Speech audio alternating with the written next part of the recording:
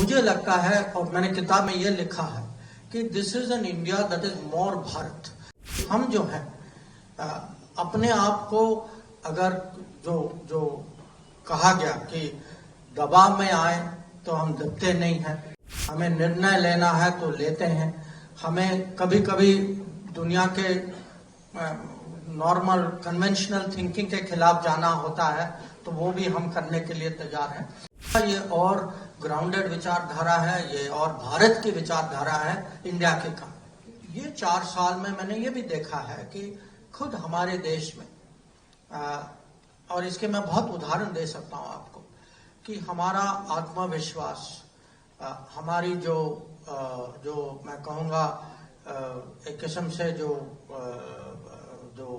Commitment जो है कि देश को विकसित भारत की तरफ कैसे ले जाएं, हमारी खुद अपने इतिहास और संस्कृति और विरासत के बारे में, उसके बारे में जो सेल्फ अवेयरनेस जो होना चाहिए,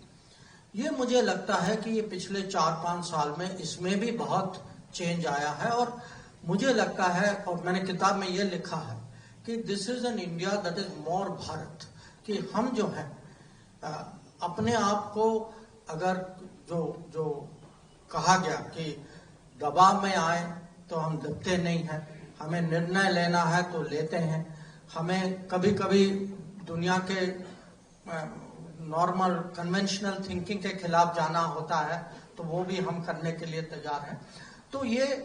सचमुच मेरे लिए ये ट्रांजिशन है कि जो जब हम बात करते हैं कि इस दशक में बहुत बड़ा परिवर्तन हुआ है, ये परिवर्तन इस माइंडसेट का भी हुआ है, पर ये परिवर्तन जो है अगर आप देखें कि हमारी लीडरशिप देखें कि कौन है जो आजकल भारत को, जिनकी सोच जो क्या विचारधारा है, मैं कहूँगा ये और ग्राउंडेड विचारधारा है, ये और भारत की विचारधारा है इंडिया के काम।